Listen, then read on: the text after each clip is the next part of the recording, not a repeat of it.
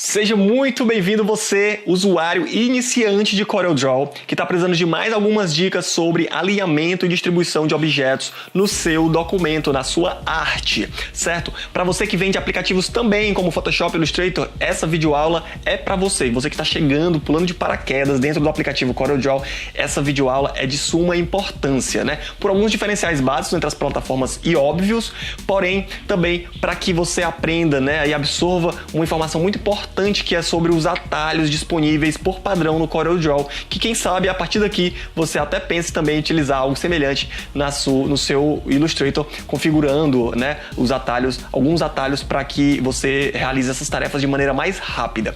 Muito genial da parte do Corel, né, da Corel ter implementado isso desde o início, e é uma função padrão para você que está pegando o aplicativo pela primeira vez passar a entendê-lo com mais facilidade. Então vamos lá. Fazendo apenas um pequeno comparativo, né? Uma das maneiras de fazer alinhamento e distribuição dentro do CorelDRAW é utilizando o painel alinhar e distribuir da própria ferramenta, semelhante ao painel, né? A caixa de ferramentas do Photoshop, do Illustrator, etc, né? É uma caixinha semelhante a essa aqui à direita, em que você tem os alinhamentos à esquerda, alinhar à direita, alinhar ao topo, alinhar inferior, etc. Porém, temos uma maneira ainda mais fácil de fazer esse trabalho, né? E através dos atalhos. Antes de avançar um pouco mais, eu quero só lembrar para vocês que essa caixinha não é padrão, alinhar e distribuir. Você pode ativá-la através do menu Janela, Janela de Encaixe, Alinhar e Distribuir ou Ctrl Shift A. Você abre essa janela padrão, tá bom?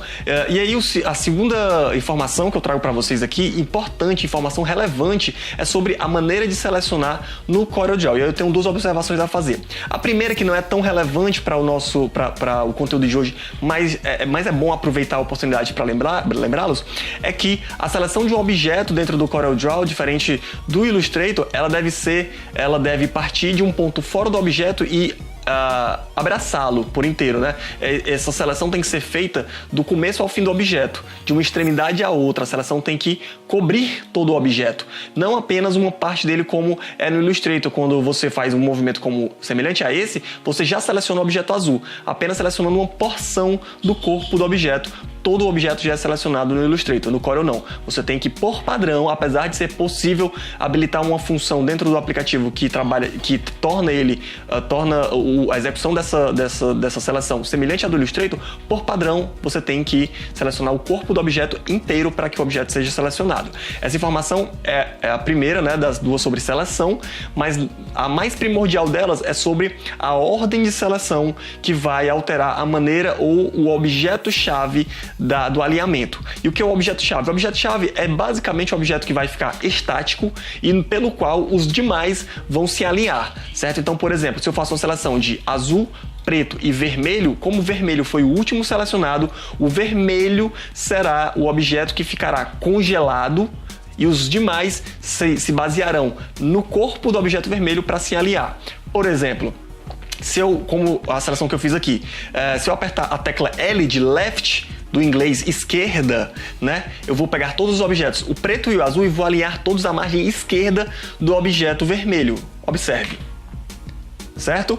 Agora voltando, se eu fizer a mesma coisa com a seleção já feita, né, azul, preto e vermelho nessa ordem, o objeto vermelho sendo o último e, por consequência, o objeto que ficará estático, que será usado como objeto-chave, como a gente chama, e apertar a tecla R, todos eles utilizarão a margem direita do último objeto, mantendo ele estático, e se aliarão a essa margem, tá ok? Então, L à esquerda, R à direita. Para decorar isso fácil, L vem do left da língua inglesa, né, que significa esquerda, e R vem do right da língua inglesa, que significa direita, certo? L para a esquerda, R para a direita, do inglês right. Para alinhar o centro horizontal, utilizamos a tecla C, de center, do inglês center, e alinhamos horizontalmente todos os objetos ao centro. Então, L, esquerda, left, R, direita, right, center, C, né, tecla C, centro. E agora vamos desorganizá-los novamente para trabalhar os alinhamentos verticais, tá ok? A gente tem então as opções ETB, LC, LRC para alinhamentos horizontais e ETB para alinhamentos verticais.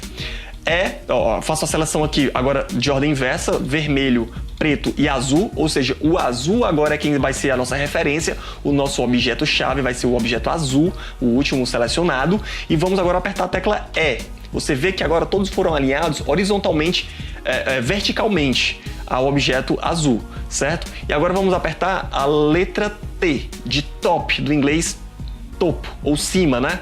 Olha só, todos foram alinhados ao topo do objeto azul, utilizando o objeto azul como base. E agora vamos apertar a tecla B de bottom, ou baixo, né? Abaixo da língua do inglês bottom, e alinhamos todos os objetos à base do objeto azul, que foi nossa referência, pois foi o último objeto selecionado. E caso eu queira alinhar tudo ao centro, tanto horizontal quanto vertical, eu ainda tenho o P, que é, digamos, o centro genérico do meu alinhamento. Se eu apertar P, eu alinho tanto horizontalmente quanto verticalmente ao centro. Olha só, se eu apertar o P, o que acontece? Todos os objetos estão aqui alinhados verticalmente e horizontalmente ao centro. O objeto vermelho escondido atrás do preto, pois tem o mesmo tamanho. Veja só que eu reduzindo um pouco, o objeto vermelho aparece sobre o objeto preto. Tá legal? Essa foi a nossa dica de hoje. Vou ficando por aqui. Espero que vocês tenham aproveitado muito e pratiquem. Pratiquem, que vocês decoram rápido. É só utilizar essas dicas da língua inglesa, left, right, center, top, bottom, para decorar o L, R, C, T, B. O E é o centro vertical e o P é o centro geral. Só essas duas teclas vão ficar aí fora dessa lógica, né, da gente trazer a inicial da palavra em inglês para o português, para decorar. Só elas vão ficar de fora. Você aí faz parte do exercício diário de uso dessas ferramentas, desses atalhos, para que eles se façam parte do seu dia a dia, tá bom? Vou ficando por aqui, me chamo Felipe Glauber, até a próxima e tchau!